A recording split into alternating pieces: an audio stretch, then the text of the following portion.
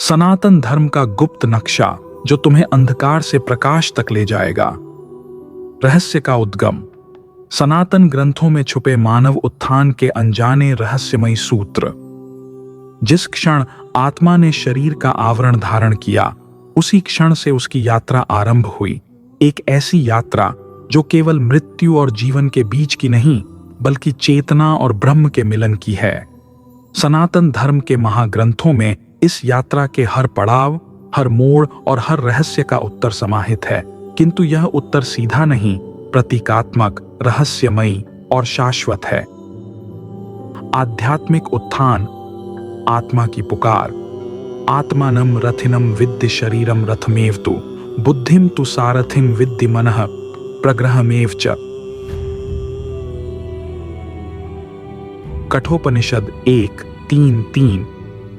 इस श्लोक में आत्मा को एक रथ का स्वामी कहा गया है।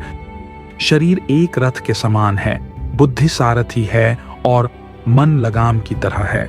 यह प्रतीकात्मक भाषा दर्शाती है कि जब तक मन और इंद्रियां वश में नहीं होती, आत्मा अपने लक्ष्य तक नहीं पहुंच सकती। यह एक सूक्ष्म संकेत है आत्मा के जागरण का, ध्यान के माध्यम से अंतर्मन में उतरने का। यह केवल एक साधना नहीं, बल्कि जीवन की सबसे महत्वपूर्ण यात्रा है, स्वयं से स्वयं तक। आध्यात्मिक उत्थान केवल मोक्ष की बात नहीं करता, वह तो हर क्षण को ब्रह्म से जोड़ने की कला है। भौतिक उत्थान, कर्म और साधना का रहस्य। कर्मण्येवाधिकारस्ते मा फलेषु कदाचन। भगवद गीता 2:47। भगवान श्री कृष्ण यहाँ स्पष्ट करते हैं कि मनुष्य का अधिकार केवल कर्म पर है, फल पर नहीं। लेकिन यह केवल एक नीति नहीं, यह एक दार्शनिक सूत्र है।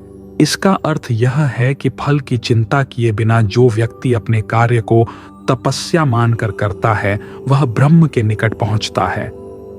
उसकी भौतिक उन्नति भी उसी क्षण आरंभ होती है जब वह अपने कर्म को सेवा में परिवर्तित कर देता है। यह संसार केवल उपभोग की वस्तु नहीं है, यह कर्म भूमि है। जो व्यक्ति इस भूमि पर तप करता है, साधना करता है, अपने व्यवसाय, परिवार और कर्तव्यों को तपस्या का रूप देता है, वह भौतिक रूप से भी समृद्ध होता है।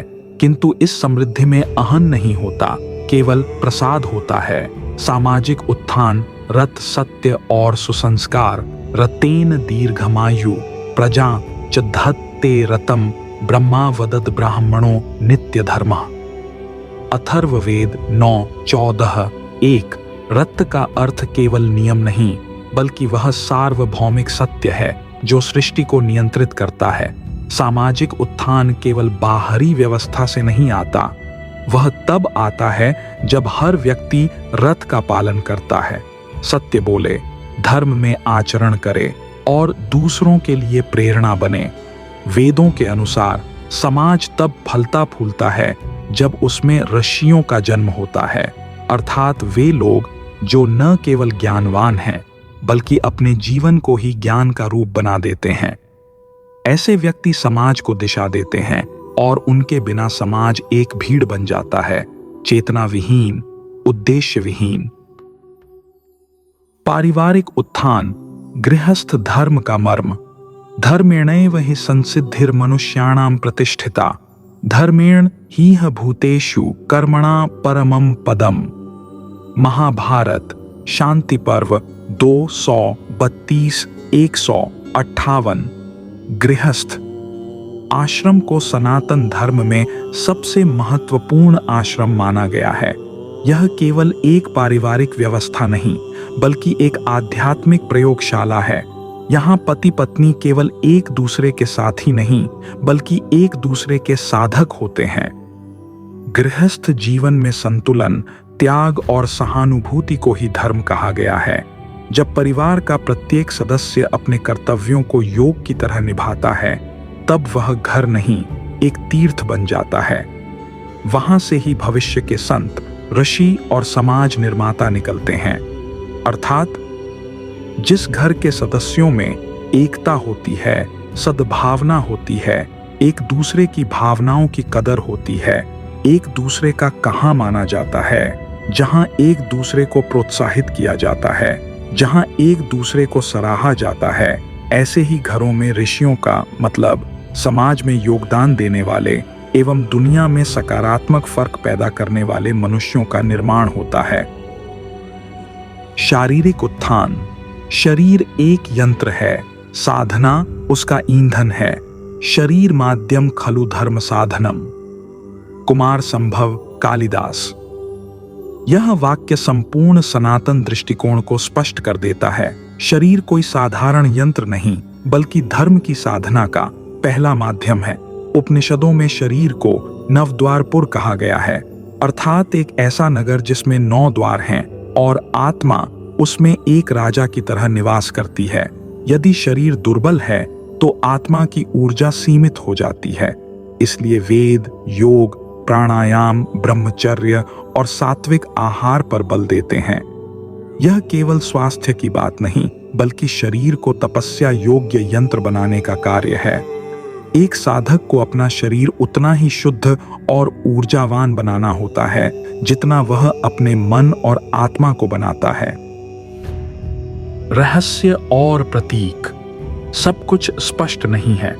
सनातन धर्म सीधी बात नहीं करता, वह प्रतीकों में, रूपकों में और रहस्यमयी भाषा में संवाद करता है। यही कारण है कि वेदों में अग्नि को देवता कहा गया, जल को जीवन और आकाश को चैतन्य कहा गया है। यह प्रतीकात्मक भाषा हमें आंतरिक जगत की ओर मोड़ती है। उदाहरण स्वरूप, अग्निमीले पुरोहितम यज्ञस्य देवमृतविजम। ऋग्वेद 1:1:1। यहाँ अग्नि केवल जलाने वाली शक्ति नहीं, बल्कि ज्ञान की ज्वाला है जो अंधकार को नष्ट करती है। वह पुरोहित है, मार्गदर्शक है, यज्ञ का केंद्र है। यह श्लोक हमें आंतरिक अग्नि को प्रज्वलित करने का संकेत देता है। वह अग्नि जो आलस्य, मोह और अज्ञान को जलाकर शुद्ध लाती है। संकल्प। आत्मा का सर्वश्रेष्ठ अस्त्र। संकल्पो ही परम ब्रह्म तत्सृष्ट्वा तदुपासते। शांडिल्य उपनिषद। संकल्प को ही ब्रह्म कहा गया है, अर्थात वह शक्ति जिससे सृष्टि का आरंभ हुआ। यह कोई साधारण विचार नहीं, संकल्प वह बीज है जिससे जीवन के सारे वृक्ष उत्पन्न होते हैं। यदि मनुष्य अपने संकल्प को ब्रह्म की तरह पवित्र, एकाग्र और सशक्त कर दे तो वह स्वयं अपनी सृष्टि का निर्माता बन जाता है। इसलिए सनातन धर्म में व्रत, तप, ध्यान, यज्ञ ये सब संकल्प की ही विविध अभिव्यक्तियां हैं। मौन ब्रह्म का अंतिम स्वरूप। यथो वाचो निवर्तन्ते अप्राप्य मनसा सह। तैत्तिरीय उपनिषद 2:9-1। जहां शब्द समाप्त हो जाते हैं वहीं ब्रह्म का प्रारंभ होता है। यही कारण है कि महान ऋषि मौन की साधना करते थे, क्योंकि सत्य को शब्दों में नहीं, मौन में अनुभव किया जा सकता है। मौन केवल ध्वनि का अभाव नहीं, यह आंतरिक हलचल का विलयन है। जो व्यक्ति इस मौन को पा लेता है वही ब्रह्म को जानता है और वही वास्तव में संपूर्ण जीवन को जानता है। निष्कर्ष, मानव उत्थान का रहस्य सनातन ग्रंथ कोई पुरानी किताबें नहीं, बल्कि चेतना के जीवित स्रोत हैं। वेद, उपनिषद, गीता, महाभारत ये सब केवल इतिहास नहीं, बल्कि मनुष्य के उत्थान का अनंत मानचित्र हैं।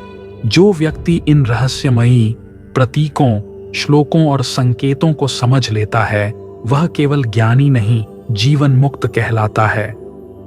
यह जीवन केवल जीने के लिए नहीं है, यह जीवन जानने, जागने और परम सत्य तक पहुंचने की यात्रा है, और यह यात्रा अभी आरंभ हो सकती है। अगर तुम संकल्प कर लो तो तुम स्वयं को जानने के लिए पैदा हुए हो, तुम अपनी महानतम क्षमता से साक्षात्कार होने के लिए पैदा हुए हो, तुम यह कर सकते हो अगर तुम संकल्प कर लो तो। अगर आपको यह ज्ञान चर्चा अच्छी लगी हो तो इसे लाइक करें, दूसरों से भी शेयर करें, अपने महत्वपूर्ण विचार कमेंट बॉक्स में लिखें एवं इसी तरह के गूढ़ ज्ञान से जुड़े रहने के लिए चैनल को सब्सक्राइब करें। धन्यवाद।